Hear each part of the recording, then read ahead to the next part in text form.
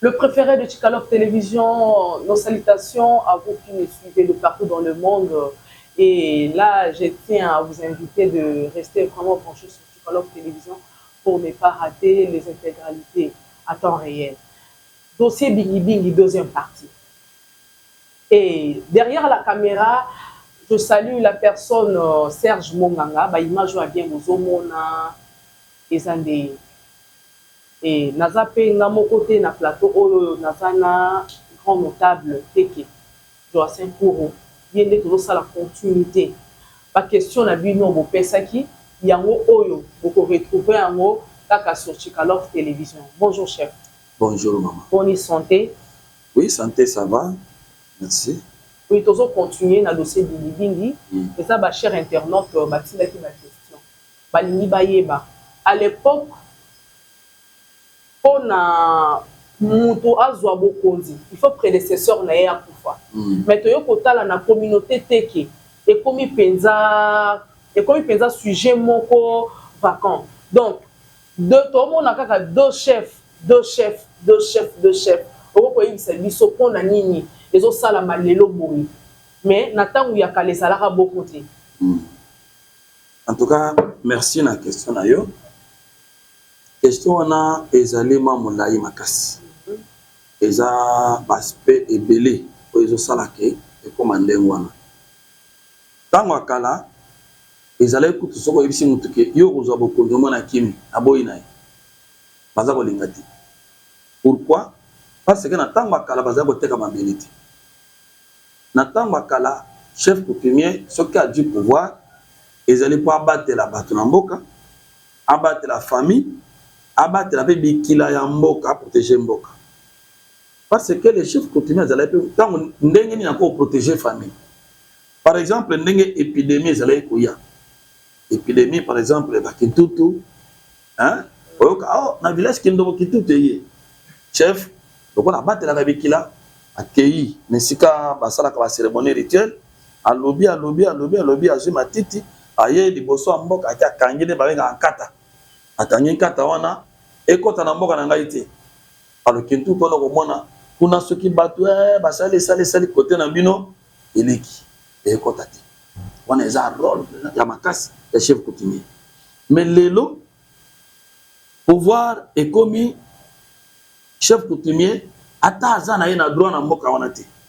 Le fait que politique ekoti mbongo ya koteka mabele ekoti ba politicien bati maboko nakati wa. Alors moto oyo azana na kati ya famille wana te.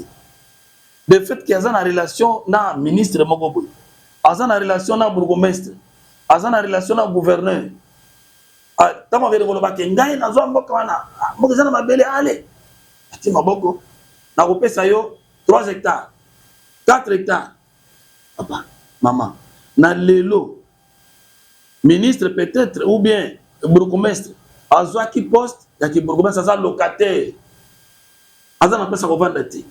Mais un chef coutumier a promettre que ce que soutenir ngai na kopesa 1 hectare. Na 1 hectare va passer les a combien?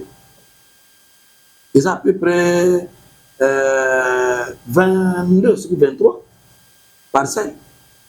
Ce que l'on balabala était à peu près 16 parcelles. Na 1 hectare. Oh, yozo kabala mutu kaya pamba boy. Alors mutu oh ya zu pouvoir na ndenge wana et pas na ye tradition ezati. Bokoko ezati. Lui il va que la vente des terres. Nde ya ngoza kole. O ezo boma biso. Alors ba mususu bazo zo ndenge ni. Omona chef akufi. Leur chef akufi batie intérimaire mwana o ya sakoli. N'attend qu'intérim wana akomi ko créer ba relation na ba ministre na ba nani. Alors il va aller chercher à ce que va confirmer un chef na niveau à ba bureau pendant que coutume yebi yeti. Allez, age pouvoir. Or intérimaire batiaka mwana côté butata, mwana bo mamati. Mais okomona a saboter même bande konaye oyo baza ba vraie famille à papa, banankasi à papa. asundoli bango parce que azui mbongo, parce que aza en relation na ministre, parce que aza en relation na ba magistrat. Nde eloko eza koboma mboka na biso mingi yango wana. Aspect mususu na koloba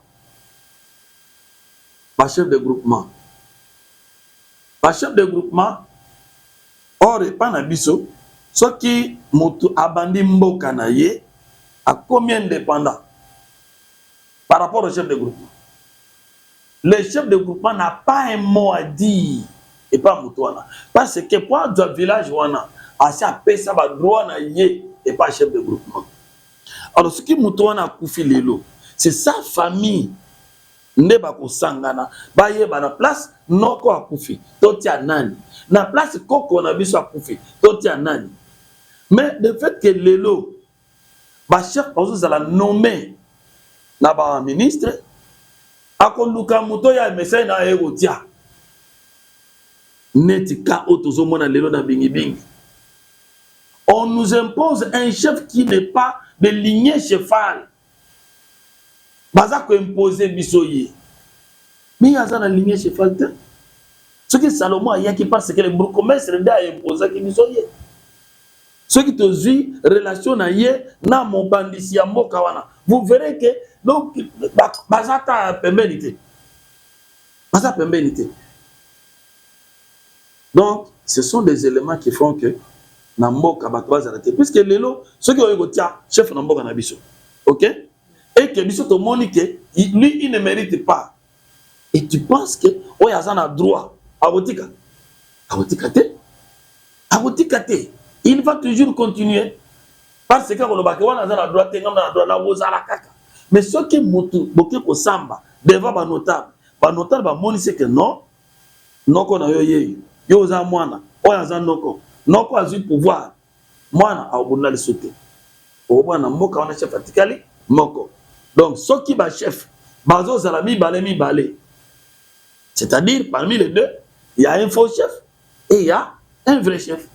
Mais ce vrai chef là droit na ye bazo nga respecter en côté. C'est ça. Et par rapport à Malomoto Lobakeno, chef à Sedaka terre. Au chef, il y a un gardien de terre, un non vendeur de terre. Les lois ba chef bazote kamabele na ndenge moko ya kusakanate. Bozo mona te ke bino moko nde mutu bozo pesa accès na ba politicien. Non, de pesa accès na ba politicien te so ile on ateki mabele na za na mboka nanga. Est-ce que les politiciens vont vérifier Non. D'un côté, moi je pense que quand moi personnellement, je suis candidat, et c'est là qui prend que nous avons la ville. Candidature étant qu'elle est député. Et que nous avons la loi. Et que les pouvoirs coutumiers, ils ont le pouvoir moko, ils ont agréé. L'État est bango. Si aujourd'hui, les chefs coutumiers c'est parce qu'ils ne sont pas contrôlés. Parce comment il va vivre s'il ne vend pas la terre? Les chefs coutumiers d'abord ne sont pas bien identifiés. Je ne sais pas si l'État connaît le nombre de chefs coutumiers. Et l'État ne connaît même pas comment les chefs coutumiers vivent. Mais organisation na bino tant que yoza grand notable dans la communauté teke. Ce qui les lots, l'État autour de bakeno so baté combien vous avez identifié mais bino mon organisation la mise à la ligne. Mais c'est ça, l'organisation ne peut venir que sur les chefs de groupement. OK? Les chefs de groupement vont commencer d'abord à identifier les chefs coutumiers dans sa juridiction et faire les rapports et pas à bourgmestre, n'est-ce pas? Mais on nous met le vendeur de terre. Un chef de groupement il ne connaît même pas le nombre. Il y a un village où il y a un groupement. Un chef de groupement, c'est un vendeur de terre.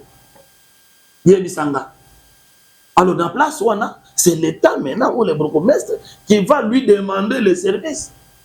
Le bourgmestre va faire un service que papa, Pessangaï, nombre, il y a un chef dans le ce qui a fait ce nombre, c'est Manango, à salle historique. Il y a chaque village. Pour savoir ce qui chef a Koufi. À la longue, Nani a besoin de pouvoir. Chaque village, je dis très bien. Village, ils ont un Maboumouni, ils ont un Mibale, Maboumissak. Bourgmestre si faye bayamo, il y a un chef de groupement. Mais l'élo, mingi va éviter.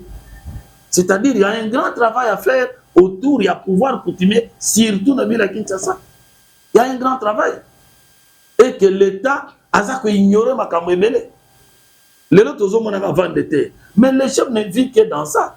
Ce qui l'État a qui nombre de chefs a proposé un salaire dans bango. Puisque Moussala bango ba salaka. Et ça Moussala l'État.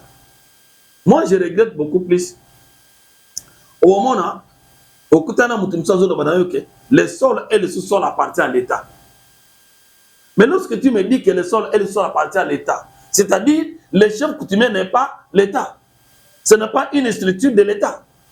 L'État ne connaît pas le chef coutumier. C'est-à-dire il fallait travailler et salama entre l'État na représentant l'État na chef coutumier, harmoniser comment nous pouvons marcher. Nasi na mona na bingi na kotanga kombo ya conservateur wana te. Okomo na kate sobe. Na kotanga kombo na ite. O kende kuna bidi ale longwana le sol et sur la partie à l'État. Ngana domina te kate mais conservateur ayo azoteka parce que lui c'est l'État. Je ne peux pas accepter.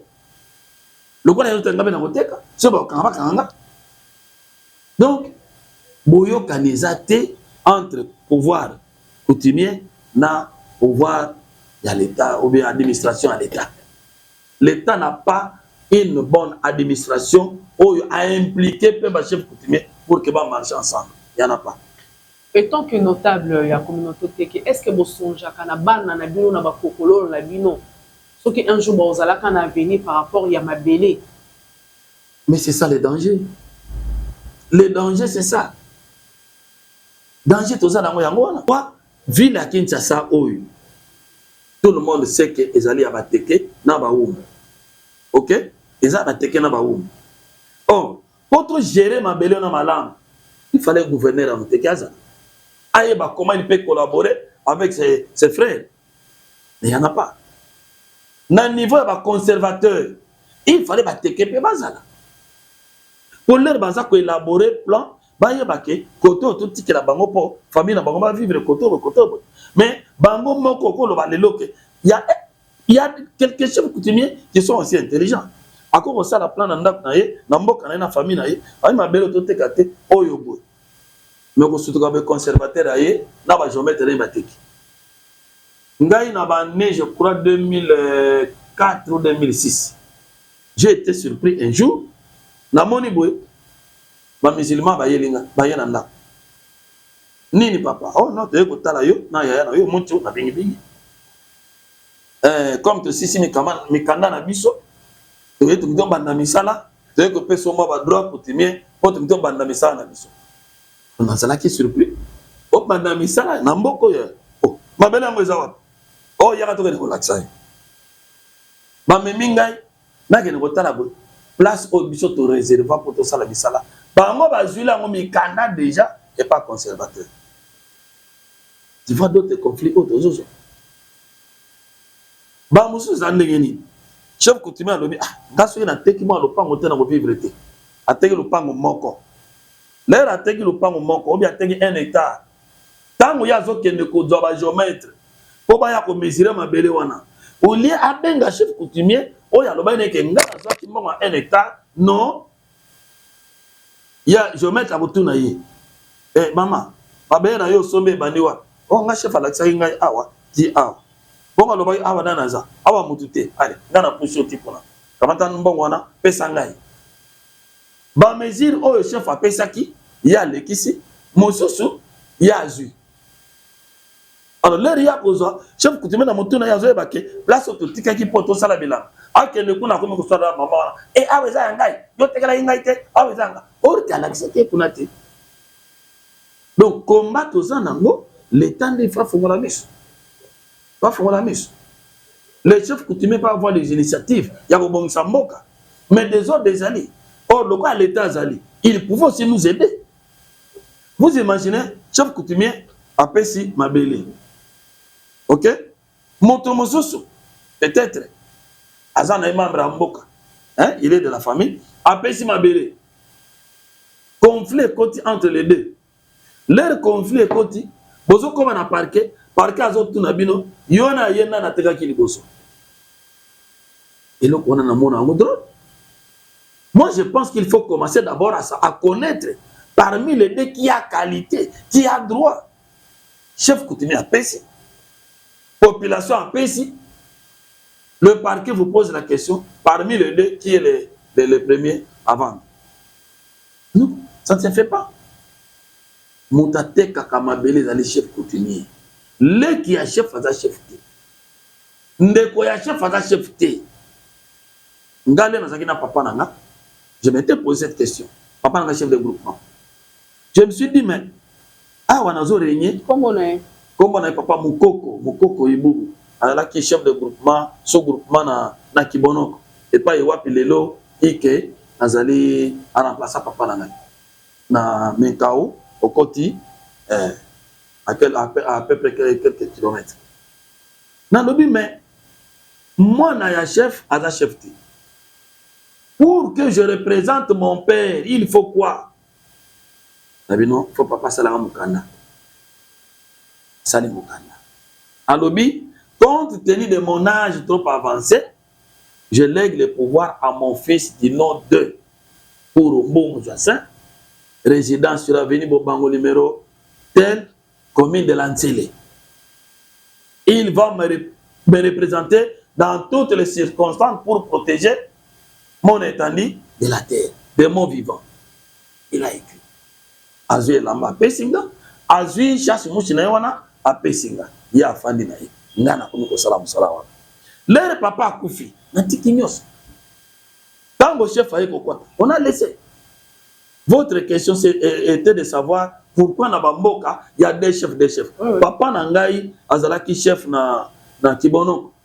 Lelo na Kibonoko, chef Eza Ike. Il n'y a pas de chef là-bas. Il n'y a pas de chef. Lelo Soke na Kibonoko Okuta, chef Eza Ike. Il a remplacé mon père. Il n'y a pas de chef. On est là. Nous vivons. S'il nous reconnaît ou pas, tant pis. Mais pourquoi les aïe? Mais pourquoi le lot est à Kakabini Bingi, l'objet là qui moucho na Salomon, le lot Willy na Platini? Bon, Kakabini Bingi d'abord, il faut qu'on y ait Moutio, Batba combattant qui est là qui Salomon. Salomon, Azali, Nekoya Platini. Maman, tatamo. Ok? Lelo, Ezali, Willy, na Salomon toujours. Vous comprenez? C'est la même famille. Alors, ce qui famille wana, l'État benga kibiso, a fait à Sololana biso to yeba. Peut-être on allait mettre fin et combattre des chefs pour la ressource. Et si seulement Bango, pourquoi?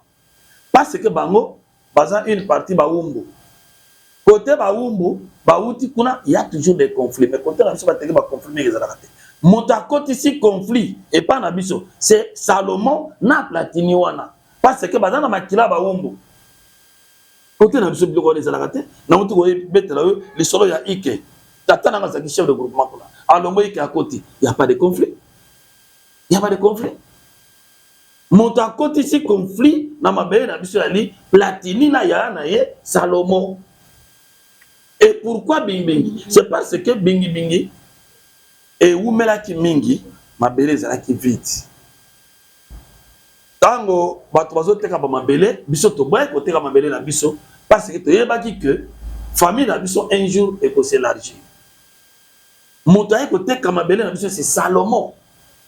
C'est pourquoi na funda ki yango na tribunal dans droit jugement oh yoku kezo senga na to longola batu tout oyo Salomon atekela na oyo Platini atekeli parce que baza originaire mboka te ba ko saboter mboka na biso le bato ba moni guana le kinaye amoni guana c'est pourquoi il viendra maintenant menacer Willy qui est au pouvoir.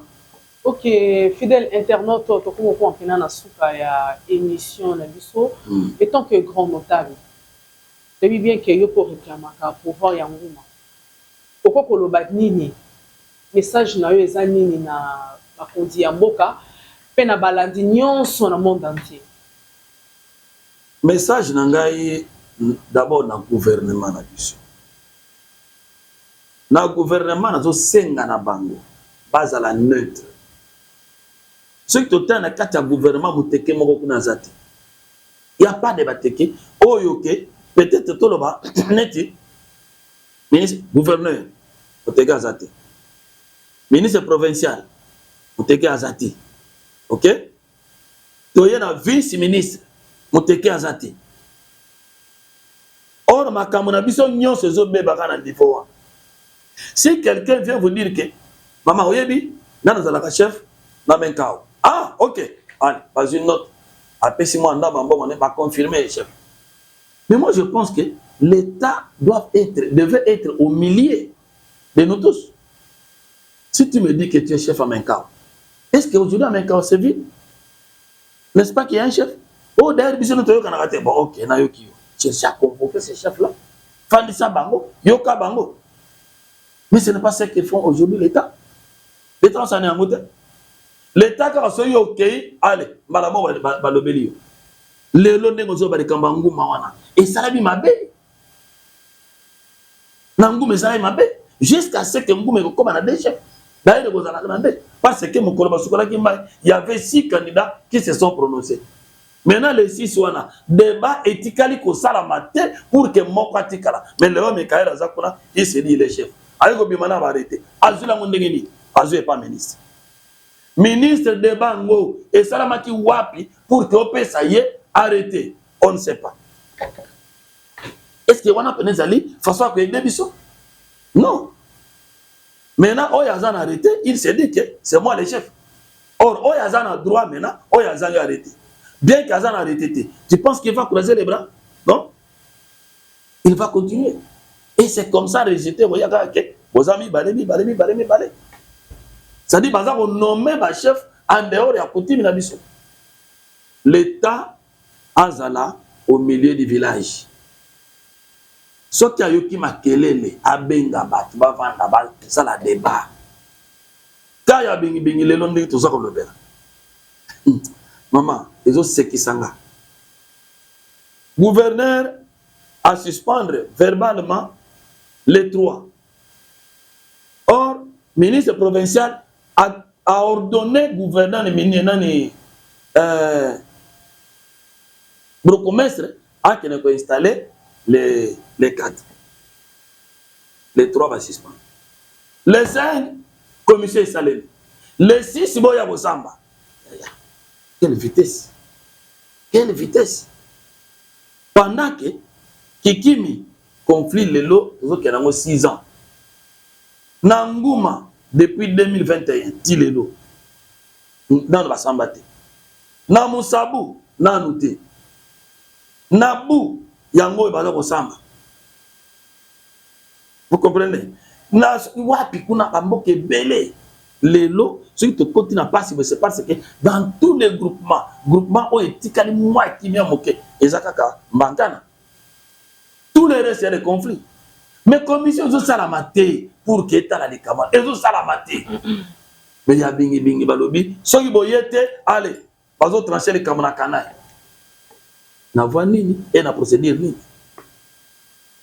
Donc on a aussi dans l'État, pas zonga na kimia. Bazonga devait être au milieu du village, à soutenir mon côté, à soutenir le côté. Pas parcelle wana, pas 1 hectare wana, ce qui est le vrai chef à côté, il peut aussi être reconnaissant.